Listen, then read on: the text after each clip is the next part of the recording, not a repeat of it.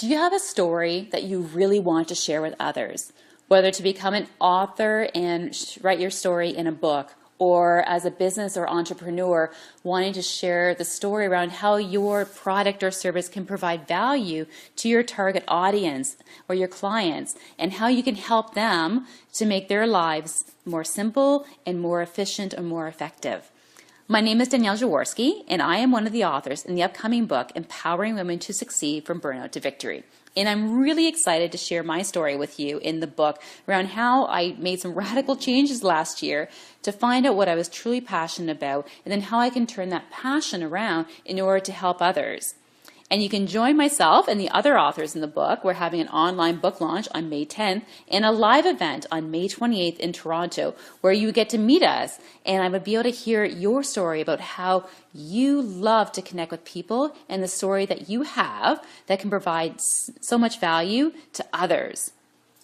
So in the radical changes that I talk about in Empowering Women to Succeed, it really came from me sitting down and really reflecting on what it was I truly wanted to do with my life, and what my skills and my gifts are, and how I can help people with that.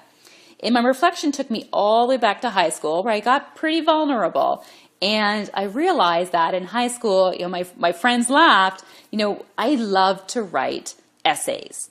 And if you put an essay test exam or assignment in front of me, I was excited, and I would sit at my typewriter and I would just go at it, and I would have so much fun researching and pulling information together and connecting ideas and concepts and creating up my own theories, and then communicating that and sharing that through a story, through the essay.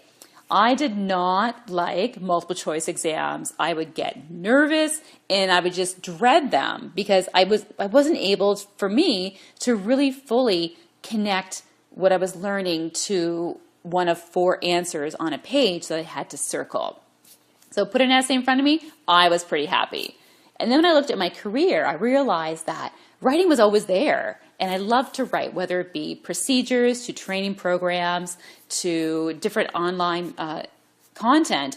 I was really excited around doing that, because it blended together my background as an adult educator, training, and instructional design, and became like a puzzle. So when I decided to make some radical changes, I left my career in the corporate world, and I decided to become an author, where I was focused on empowering women to empower girls through the use of storytelling, and women and girls sharing their stories so that they can help empower each other to go after their dreams and what they truly want. And after writing my book, I realized that I love to help others share their stories. So I became a freelance writer, and I focus on helping entrepreneurs and businesses and authors share their stories in different ways in medium to large size content. So these are things like webinars, training programs, or even writing a book. And I realize not everyone likes to write, or knows how to write, or knows how to put content together, but they have a story that they want to share with their audience, whether it be one person or 1,000 people, or going online and reaching a global audience. It's all about getting content down in a way that is structured to help others learn easily and identify what it is they need to do and the value that you, your business, your product, or your service can provide to them. And I understand that people aren't always good at putting content together, and I can help that with 3 simple steps to get you started on creating content so that you can engage with your own audience. So the first way to create content that can help others to engage with you is, what do you want your audience to learn? When you're writing any kind of content, like a newsletter, a blog, whether a webinar or a training program, you need to sit back and reflect. What is it that you want your audience to learn? Is it a simple or a complex concept that you need to convey? Are you trying to get them to learn a system or a process that can help others to save time or think about something in a new way? The second thing to think about when you're creating content is, what do you want others to then do? So you've shared some information with them, you want them to learn something, so what kind of action do you want your audience to take? Do you want them just to sit and reflect? Do you want them to write something down? Or are you going to give them a challenge where they physically have to do something?